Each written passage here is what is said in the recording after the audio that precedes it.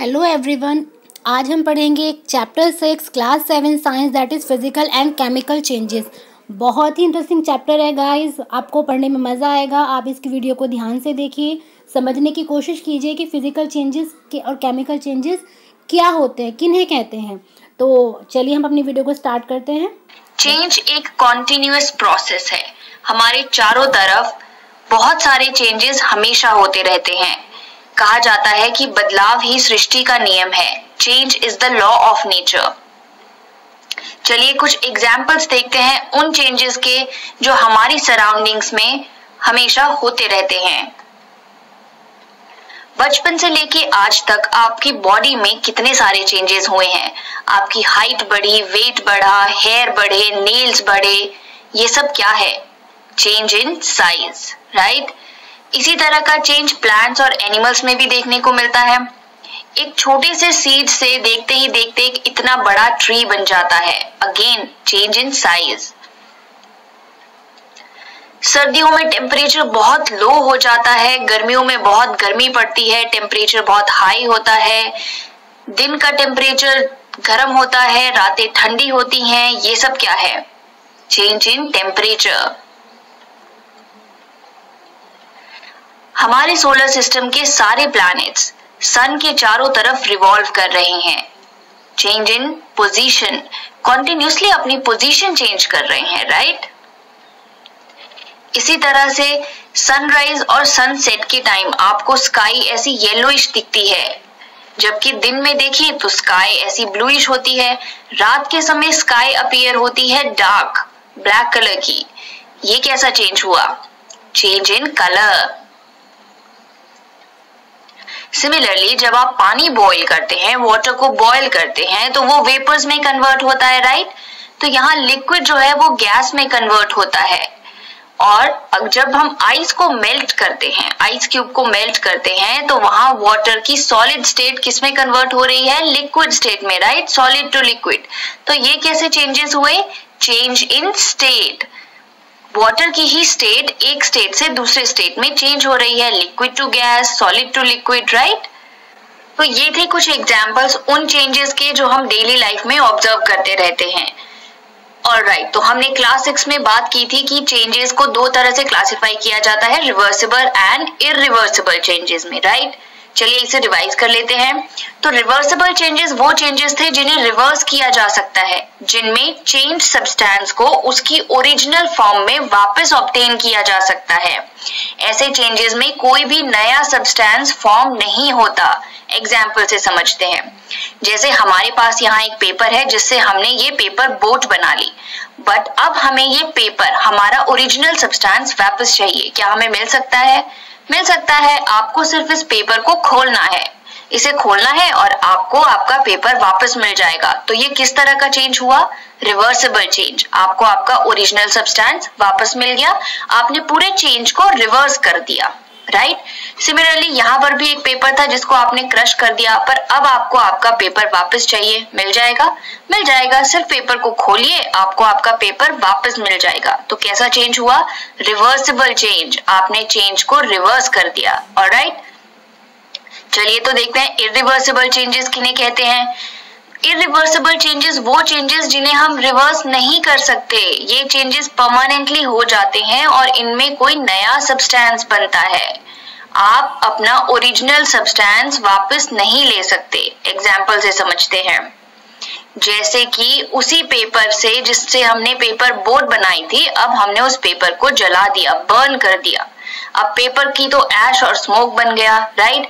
क्या अब आपको आपका पेपर वापस मिल सकता है? आपका ओरिजिनल सब्सटेंस नहीं मिल सकता ना। तो ये कैसा चेंज हुआ? Irreversible change. इस चेंज को आप रिवर्स नहीं कर सकते। आपको आपका ओरिजिनल सब्सटेंस वापस नहीं मिलेगा।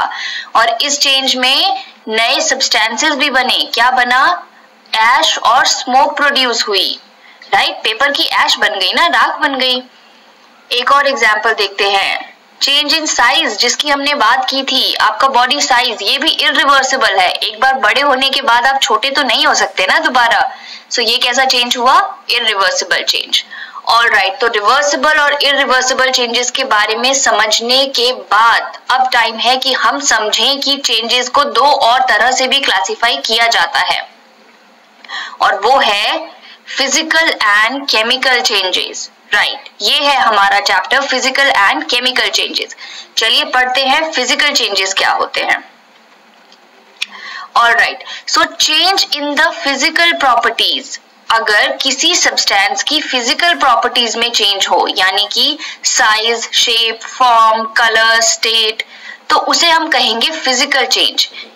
ऐसे चेंजेस में कोई केमिकल रिएक्शन नहीं होता, कोई नया सब्सटेंस नहीं बनता, और ज्यादातर ऐसे चेंजेस रिवर्सिबल होते हैं। एग्जाम्पल से समझते हैं। ऑलराइट, तो सबसे पहले एग्जाम्पल है हमारे पास मेल्टिंग का, मेल्टिंग ऑफ आइसक्रीम। जब भी आइसक्रीम को थोड़ी सी भी हीट मिलती है तो वो मेल्ट होने लग जाती है, राइट। तो ये किस तरह का चेंज हुआ? ये हुआ एक फिजिकल चेंज। यहाँ एक सब्सटेंस अपनी सॉलिड स्टेट से लिक्विड स्टेट में कन्वर्ट हो रहा है, राइट। फिजिकल प्रॉपर्टी में चेंज हो रहा है, कोई केमिकल रिएक्शन नहीं हो रहा, कोई नया सब्सटेंस नहीं बन रहा। तो ये कैसा चेंज हुआ? फिजिकल चेंज, और ये रिवर्सिबल भी है। अगर इसी आइसक्रीम को आप दोबारा फ्रिज में रख दें तो ये दोबारा से सॉलिडिफाई हो जाएगी, राइट, दोबारा से सॉलिड स्टेट में आ जाएगी। तो ये हुआ फिजिकल चेंज का पहला एग्जाम्पल। चलिए और देखते हैं। ऑलराइट, तो जब भी आप बलून्स में एयर ब्लो करते हैं तो क्या होता है? बलून का शेप और साइज बदल गया, राइट। और तो कोई चेंज नहीं हुआ ना, कोई केमिकल रिएक्शन नहीं हुआ, कोई नया सब्सटेंस नहीं बना। इनफैक्ट जब आप इस बलून से हवा निकाल देंगे तो आपको वापस से ये वाले बलून्स मिल जाएंगे जो आपने खरीदे थे, राइट। ये चेंज रिवर्सिबल भी है। तो ये कैसा चेंज हुआ? Physical change. और देखते हैं। इसी तरह से जब आप पानी को फ्रीज करते हैं, फ्रीजर में रखते हैं आइस क्यूब्स बनाने के लिए, तो यहाँ पर भी वाटर की लिक्विड स्टेट सॉलिड स्टेट में कन्वर्ट हुई, again a physical change, right. Similarly जब पानी को बॉईल करते हैं तो पानी लिक्विड स्टेट से वेपर स्टेट में कन्वर्ट हो रहा है, फिजिकल प्रॉपर्टी में चेंज हो रहा है, तो बॉइलिंग भी हुई हमारा फिजिकल चेंज। जब आप शुगर को वाटर में मिक्स करते हैं तो क्या होता है? शुगर की जो शेप है या अपीयरेंस कह लीजिए वो चेंज हो गई। पहले वो क्रिस्टल्स की फॉर्म में थी, अब वाटर में डिसॉल्व हो गई, राइट। तो ये भी कैसा चेंज हुआ? Physical change. इनफैक्ट आप इवेपोरेशन के द्वारा शुगर और वाटर को दोबारा से अलग अलग कर सकते हैं, शुगर को वापस से भी पा सकते हैं, ये रिवर्सिबल चेंज भी है। तो मिक्सिंग शुगर इन वाटर भी हुआ हमारा फिजिकल चेंज। ऐसे ही अगर आपने पेपर के छोटे छोटे पीसेस काट लिए तो क्या हो गया? पेपर का साइज बदल गया, लेकिन पेपर तो वही है, कोई केमिकल प्रॉपर्टी में तो चेंज नहीं हुआ, अगेन अ फिजिकल चेंज। तो मैंने कहा था कि मोस्टली फिजिकल चेंजेस जो होते हैं वो रिवर्सिबल होते हैं, लेकिन कुछ ऐसे चेंजेस भी होंगे फिजिकल जो इरिवर्सिबल होंगे। ये एक इरिवर्सिबल चेंज है। एक बार आपने पेपर काट दिया तो काट दिया, अब आपको आपका पूरा पेपर वापस नहीं मिल सकता, राइट। सिमिलरली जब आपका ग्लास टूट गया या आपने इस बॉटल को क्रश कर दिया, इस कैन को क्रश कर दिया, तो क्या हुआ? Change in shape and size, again a physical change. इनकी शेप बिगड़ गई, साइज बिगड़ गया। ये वाला चेंज जो है, जब आपका ग्लास टूट गया, ये चेंज फिजिकल तो है लेकिन इरिवर्सिबल है। जब टूट गया तो टूट गया, आपको वापस से उसी वैसा ही अपना ओरिजिनल ग्लास तो नहीं मिल सकता ना, राइट। चलिए आगे बढ़ते हैं। ऑलराइट, तो हम सब ये बात जानते हैं कि सी वाटर से सॉल्ट कैसे ऑब्टेन किया जाता है? Bye the process of evaporation. Yes, इस तरह से शैलो पिट्स बनाई जाती हैं और उसमें सी वाटर को रखा जाता है। अब क्या होगा? जैसे जैसे सनलाइट पड़ेगी वाटर इवेपोरेट होता जाएगा और धीरे धीरे कुछ दिन में सारा वाटर इवेपोरेट हो जाएगा और नीचे क्या बच जाएगा? आपका सॉल्ट। तो इस तरह से हम ऑब्टेन करते हैं हमारा सॉल्ट सी वाटर से, राइट, समुद्र के पानी से। लेकिन जो इस तरह से जब हम सॉल्ट लेते हैं तो वो सॉल्ट जो होता है ना वो प्योर होता, उसमें बहुत सारी इम्प्योरिटीज होती हैं और जो उसके क्रिस्टल्स भी बनते हैं ना वो बड़े छोटे छोटे से होते हैं। तो अगर हमें किसी सोल्यूशन से प्योर सब्सटेंस ऑब्टेन करना हो और बड़े बड़े क्रिस्टल्स भी चाहिए हो तो हम किस प्रोसेस का इस्तेमाल करते हैं? हम यूज करते हैं क्रिस्टलाइजेशन का। Yes, large crystals of pure substances can be formed from their solution by a process called as crystallization. crystallization की process से हम substance के large crystals भी ले सकते हैं और उसकी pure form भी obtain कर सकते हैं, right? अब हम क्रिस्टलाइजेशन क्यों पढ़ रहे हैं? क्योंकि क्रिस्टलाइजेशन भी एक फिजिकल चेंज है।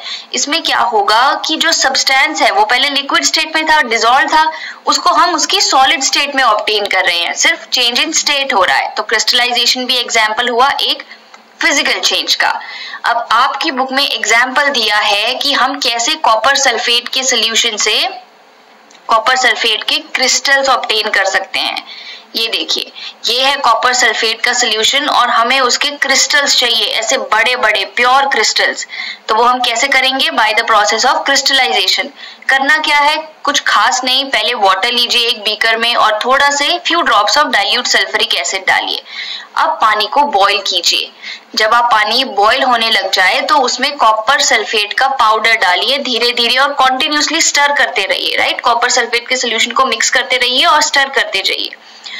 तब तक कॉपर सल्फेट डालिए जब तक आपको लगे कि अब को पाउडर और डिसॉल्व नहीं हो सकता, राइट? वो उसमें सैचुरेटेड सोल्यूशन बन जाए। अब क्या करिए? उसको फिल्टर कर लीजिए ताकि जितनी भी उसमें इम्प्योरिटीज प्रेजेंट है वो फिल्टर हो जाए, राइट? उसके बाद आपको क्या करना है? उस सोल्यूशन को कूल होने देना है, अलाउ इट टू कूल, और उसे डिस्टर्ब मत कीजिए। थोड़ी देर में आप पाएंगे कि कॉपर सल्फेट के बड़े बड़े लार्ज प्योर क्रिस्टल्स जो है वो आपके कंटेनर के बॉटम में सेटल डाउन हो जाएंगे। इस तरह के क्रिस्टल्स बन जाएंगे। तो आपने क्या किया? पानी लिया, उसको बॉईल किया, उसमें कॉपर सल्फेट डाला, मिक्स करते रहे जब तक और कॉपर सल्फेट डिसॉल्व होना बंद नहीं हो जाता, राइट? और उसके बाद क्या किया? उसको फिल्टर कर लिया ताकि जितनी भी इम्प्योरिटीज है वो अलग हो जाए, और फिर हमने उसे ठंडा होने दिया।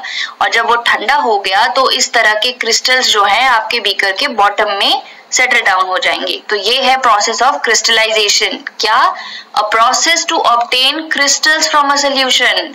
और ये क्यों यूज होती है? For purification of substance. हमने कहा ना कि हमें प्योर सब्सटेंस मिलता है, इसमें हमें इम्प्योरिटीज नहीं मिलती।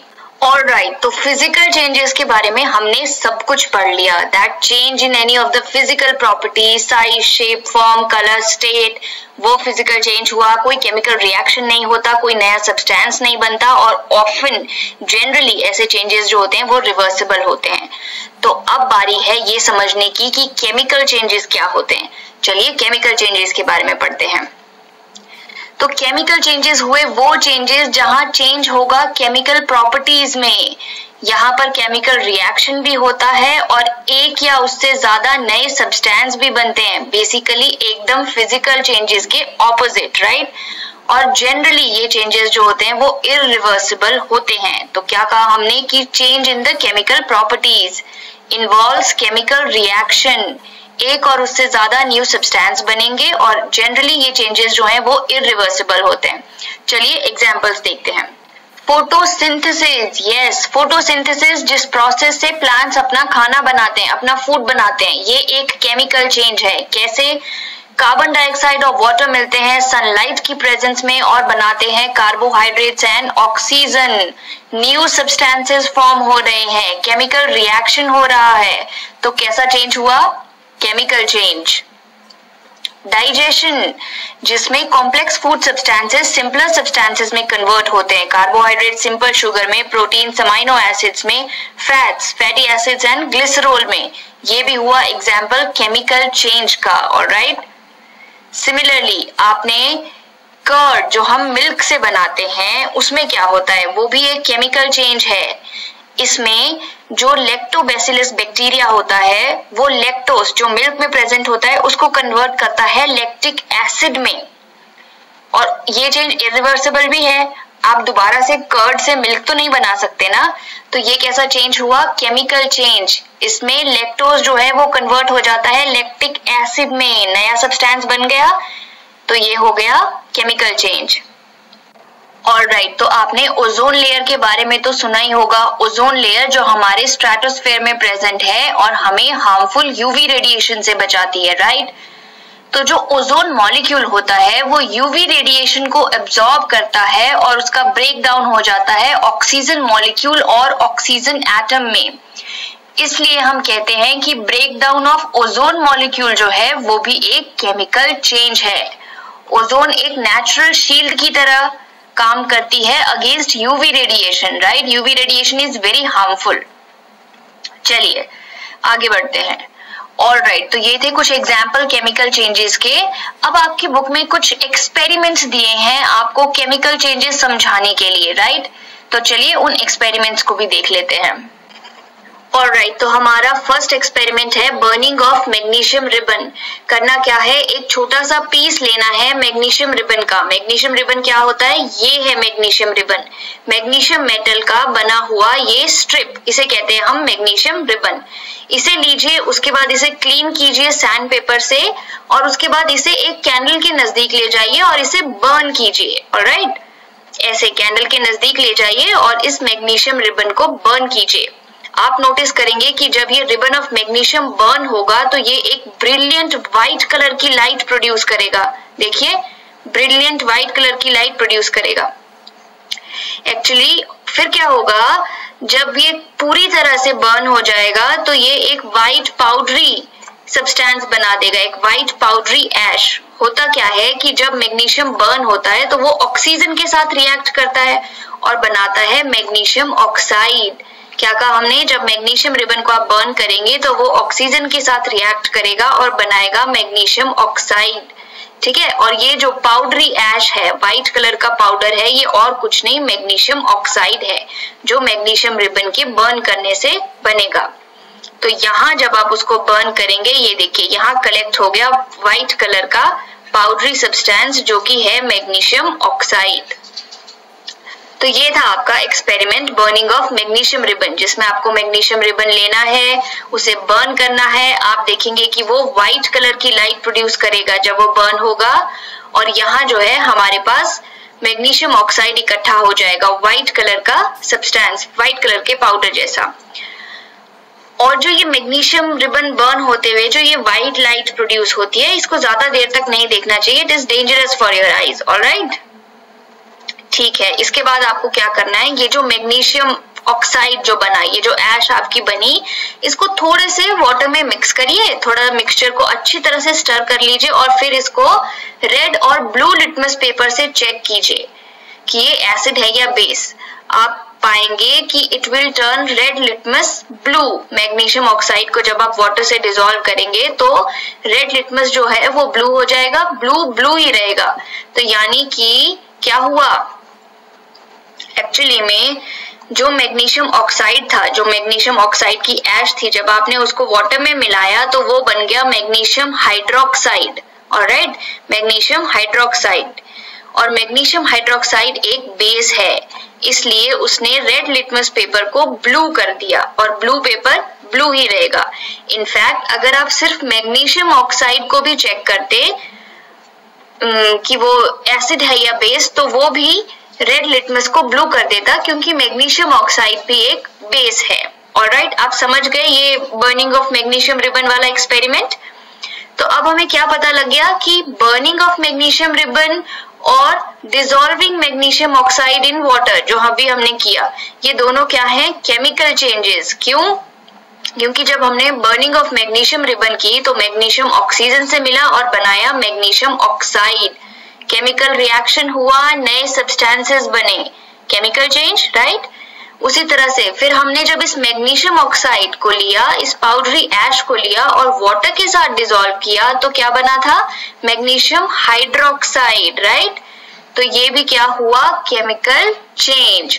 तो ये था आपका first experiment burning of magnesium ribbon का। ऑलराइट, चलिए आगे बढ़ते हैं। सेकंड एक्सपेरिमेंट है डिपिंग आयरन नेल और blade in copper sulphate solution. इसमें आपको क्या करना है कि या तो आयरन नेल लेनी है, यानी कि कील जिसको हम कहते हैं, या फिर ब्लेड लेना है और उसे कॉपर सल्फेट सॉल्यूशन में डिप करना है। तो हम क्या करेंगे, 2 टेस्ट ट्यूब लेंगे और 10-10 ml कॉपर सल्फेट सॉल्यूशन दोनों में डाल देंगे। अब कॉपर सल्फेट को हम नीला थोथा भी कहते हैं, Why? Because copper sulphate blue colour का होता है, ऑलराइट, नीला तोता ब्लू कलर सोल्यूशन है कॉपर सल्फेट का। अब आपको क्या करना है कि एक टेस्ट ट्यूब में या तो कोई नेल डाल देनी है या फिर शेविंग ब्लेड डाल देना है, ठीक है, और उसके बाद आधे घंटे के लिए या 1 घंटे के लिए वेट करना है और सोल्यूशन के कलर को ऑब्जर्व करना है। ऑलराइट, तो ये था आपका copper sulphate solution, blue colour का हमने कहा, इसके अंदर हमने डाल दी नेल्स, आयरन नेल्स, कीले डाल दी, ठीक है। अब आप क्या नोटिस करेंगे कि ये आधे घंटे बाद जो आपका ये ब्लू कलर का सोल्यूशन था ये ग्रीन कलर का हो जाएगा। जब आपने आयरन नेल डाली तो ये ब्लू कलर का सोल्यूशन ग्रीन कलर का हो जाएगा और ये जो आयरन नेल थी वो जो है उसके ऊपर कुछ ब्राउन कलर का डिपॉजिट हो जाएगा, ये ब्राउन कलर की हो जाएगी। देखते हैं ऐसा क्यों हुआ। यहाँ पे भी देखिए, यहाँ पे यही है कि ये जो ब्लू कलर का आपका कॉपर सल्फेट सोल्यूशन था ये ग्रीन कलर का हो गया और जो आपने अंदर इसके अगर ब्लेड डाला था तो ब्लेड के ऊपर आप देख रहे हैं कैसे ब्राउनिश हो गया ये ब्लेड, ब्राउन डिपॉजिट आ गई, राइट, कलर चेंज हो गया फ्रॉम ब्लू टू ग्रीन और ये ब्राउन डिपॉजिट आ गई। चलिए देखते हैं ऐसा क्यों हुआ। ऐसा इसलिए हुआ क्योंकि जो कॉपर सल्फेट सोल्यूशन था उसने आयरन, जो हमने आयरन की नेल डाली थी और ब्लेड डाला था उसके साथ रिएक्ट किया, उनके बीच में रिएक्शन हुआ और क्या बना, आयरन सल्फेट और कॉपर, ठीक है। और ये जो इस वजह से, इस आयरन सल्फेट की वजह से सोल्यूशन का कलर हो गया ग्रीन, ठीक है, आयरन सल्फेट का कलर होता है ग्रीन। और जो आपने देखा कि आयरन नेल के ऊपर जो वो कील थी या जो ब्लेड था उसके ऊपर जो ब्राउन डिपॉजिट आया वो इसलिए आया क्योंकि उसके ऊपर कॉपर जम गया, उसके ऊपर कॉपर डिपॉजिट आ गया, राइट। ऑलराइट, तो ये हुआ इस रिएक्शन में कि जब कॉपर सल्फेट सोल्यूशन जो ब्लू कलर का था उसमें जब हमने आयरन नेल्स डाली तो बना आयरन सल्फेट सोल्यूशन जो ग्रीन कलर का हो गया और उस नेल के ऊपर आ गया ब्राउन डिपॉजिट, किसकी वजह से, कॉपर की वजह से। तो ये भी हुआ एग्जाम्पल हमारे केमिकल चेंज का। देखिए 2 नए सब्सटेंसेस बने, राइट। चलिए आगे बढ़ते हैं। ऑलराइट, तो ये है थर्ड एक्सपेरिमेंट जिसमें हमें क्या करना है, बेकिंग सोडा को मिक्स करना है विनेगर में। चलिए देखते हैं एक्सपेरिमेंट क्या है। आपको क्या करना है, 1 टीस्पून विनेगर लेना है इन अ टेस्ट ट्यूब, विनेगर यानी सिरका जो हम घर में भी यूज करते हैं। तो विनेगर लीजिए 1 टीस्पून और उसमें थोड़ा सा बेकिंग सोडा मिलाइए। आपको एक साउंड सुनाई देगी और बबल्स ऑफ गैस दिखेंगे कमिंग आउट। ये क्या है, कार्बन डाइऑक्साइड गैस। होगा क्या, जब हम विनेगर को बेकिंग सोडा से मिक्स करेंगे तो सोडियम एसिटेट, वाटर ये सब बनेगा और कार्बन डाइऑक्साइड गैस प्रोड्यूस होगी। ऑलराइट, तो अब अगर हम इस कार्बन डाइऑक्साइड गैस को लाइम वाटर के थ्रू पास करेंगे, करना क्या है, यहाँ देखिए ये थी हमारी टेस्ट ट्यूब जिसमें हमने विनेगर और बेकिंग सोडा को मिक्स किया। तो हमने पाया कि उसमें कार्बन डाइऑक्साइड गैसेस, बबल्स बनेंगे और कार्बन डाइऑक्साइड की जो गैस है वो प्रोड्यूस होगी। अब इस कार्बन डाइऑक्साइड गैस को हम पास करेंगे एक सोल्यूशन से, किस सोल्यूशन से, लाइम वाटर से, ठीक है, ये था लाइम वाटर। इससे हम इस कार्बन डाइऑक्साइड गैस को पास करेंगे। होगा क्या, जब कार्बन डाइऑक्साइड लाइम वाटर यानी कैल्शियम हाइड्रोक्साइड के साथ रिएक्ट करेगा तो कैल्शियम कार्बोनेट बनाएगा। ऑलराइट, और इसकी वजह से जो ये लाइम वाटर है वो मिल्की हो जाएगा, यानी इस तरह से मिल्की अपीयरेंस हो जाएगी, व्हाइटिश कलर का हो जाएगा, मिल्की हो जाएगा, ठीक है। और ये जो टेस्ट है जिसमें हम लाइम वाटर जो है वो मिल्की हो जाता है जब उसके थ्रू हम ये गैस पास करते हैं, ये स्टैंडर्ड टेस्ट है कार्बन डाइऑक्साइड की प्रेजेंस को चेक करने के लिए। ऑलराइट, तो ये था हमारा एक्सपेरिमेंट जिसमें हमने बेकिंग और विनेगर को मिक्स किया और उसके बाद उसे पास किया लाइम वाटर से और लाइम वाटर जो है वो मिल्की हो गया। Carbon dioxide gas turns lime water milky. तो ये भी था एग्जाम्पल हमारे केमिकल चेंज का, ठीक है। तो हमने 3 एग्जाम्पल्स देख लिए केमिकल चेंज के। एक था बर्निंग ऑफ मैग्नीशियम रिबन, दूसरा हमने पढ़ा डिपिंग ऑफ आयरन नेल और blade in copper sulphate solution, और थर्ड अब हमने पढ़ लिया कि mixing of vinegar and baking soda और फिर उसकी जो गैस जो बनेगी उसको पास करना थ्रू लाइम वाटर। ऑलराइट, तो अब हम बात करेंगे रस्टिंग ऑफ आयरन की। रस्टिंग ऑफ आयरन भी एक केमिकल चेंज है। यस, चलिए इसको समझते हैं। तो आपने आयरन के ऊपर ये रेड कलर की और ऑरेंज कलर की कोटिंग देखी होगी, राइट। तो आयरन के सरफेस पे इस तरह की कोटिंग बन जाती है, इसे कहते हैं हम रस्ट। बहुत ज्यादा दिन तक अगर आपका जो आयरन का आर्टिकल है, कोई भी सब्सटेंस है, वो एयर के कांटेक्ट में आ जाए, मॉइस्चर के कांटेक्ट में आ जाए, तो इस तरह की कोटिंग बन जाती है, रस्ट फॉर्म हो जाती है। ऐसा क्यों होता है? क्योंकि आयरन जो है वो ऑक्सीजन और वाटर के साथ रिएक्ट करके बनाता है आयरन ऑक्साइड, और ये जो आयरन ऑक्साइड है यही है ये रस्ट जो ये आपको दिख रही है। ऑलराइट, और इससे क्या होता है, जो रस्टिंग होती है वो स्लोली इन आर्टिकल्स को डिस्ट्रॉय कर देती है। और हमें पता है कि आयरन से तो कितने सारे आर्टिकल्स बनते हैं, ब्रिजेस बनते हैं, शिप्स बनती हैं, कार्स बनते हैं, ट्रक बॉडीज बनती हैं, और भी बहुत सारे आर्टिकल्स जो आपके घर में यूज हो रहे हैं वो आयरन से बनते हैं, राइट। और रस्टिंग की वजह से बहुत ही ज्यादा ह्यूज मॉनेटरी लॉस होता है हमको इस रस्टिंग की प्रोसेस से, जब आयरन खराब हो जाता है। हमने क्या बात की थी कि आयरन जब ऑक्सीजन और वाटर से रिएक्ट करता है, ऑक्सीजन लेता है एयर से और वाटर भी लेगा एयर से, यानी मॉइस्चर से, है ना। अगर आयरन को आप बाहर रख देंगे ज्यादा दिन तक तो एयर से ऑक्सीजन और मॉइस्चर लेगा और रस्ट बना देता है, आयरन ऑक्साइड, ठीक है। तो ये जो रस्टिंग की प्रोसेस है इसके लिए दोनों चाहिए, ऑक्सीजन भी चाहिए और वाटर भी चाहिए, ठीक है। कोस्टल एरियाज में रस्टिंग बहुत ज्यादा होती है, क्यों? क्योंकि वहाँ ह्यूमिडिटी ज्यादा होती है, एयर में ज्यादा मॉइस्चर होता है, राइट, तो वहाँ रस्टिंग भी ज्यादा होगी। ऑलराइट, तो अब ये भी देख लेते हैं कि इस रस्टिंग को प्रिवेंट करने के लिए हम क्या कर सकते हैं। करना वही है कि आयरन आर्टिकल को आपको प्रिवेंट करना है कि वो ऑक्सीजन और वाटर के कांटेक्ट में ना आए, राइट। और ऐसा हम कैसे कर सकते हैं, हम आयरन आर्टिकल के ऊपर एक पेंट लगा सकते हैं या ग्रीस लगा सकते हैं, ठीक है, ताकि वो ऑक्सीजन और वाटर के कांटेक्ट में ना आए। दूसरा हम कर सकते हैं कि उसके ऊपर हम जिंक मेटल की लेयर लगा देते हैं, इस प्रोसेस को गैल्वेनाइजेशन भी बोलते हैं, depositing a layer of zinc metal on iron, इसको हम क्या कहते हैं, गैल्वेनाइजेशन। और किस लिए की जाती है, रस्टिंग को प्रिवेंट करने के लिए।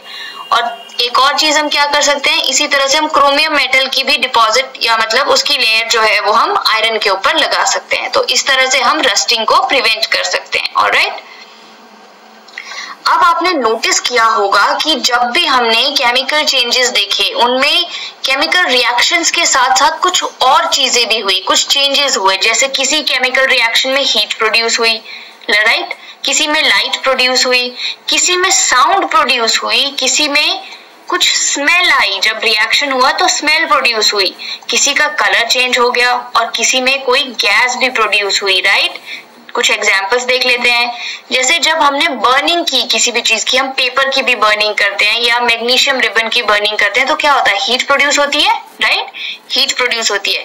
इसी तरह से जब रस्टिंग ऑफ आयरन हुआ, केमिकल चेंज था, केमिकल रिएक्शन हुआ, वहां क्या होता है, कलर चेंज होता है ना, आयरन का कलर चेंज हो जाता है, उसके ऊपर एक कोटिंग लग जाती है ब्राउनिश और रेडिश कलर की, right.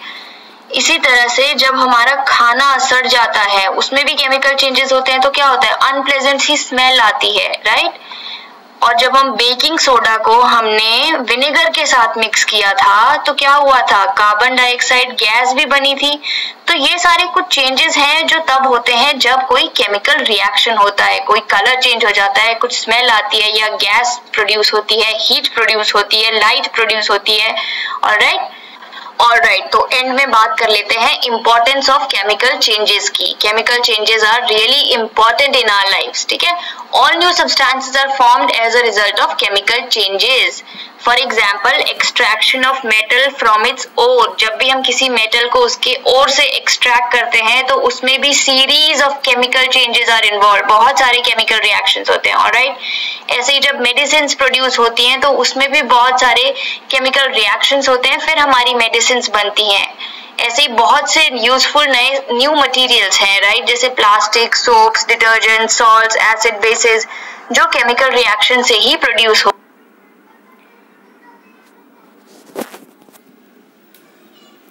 That's all for now. I hope आपको बच्चों समझ में आया होगा। इस वीडियो को ध्यान से देखिए, पसंद आए तो चैनल सब्सक्राइब कीजिए। Thank you, have a nice day.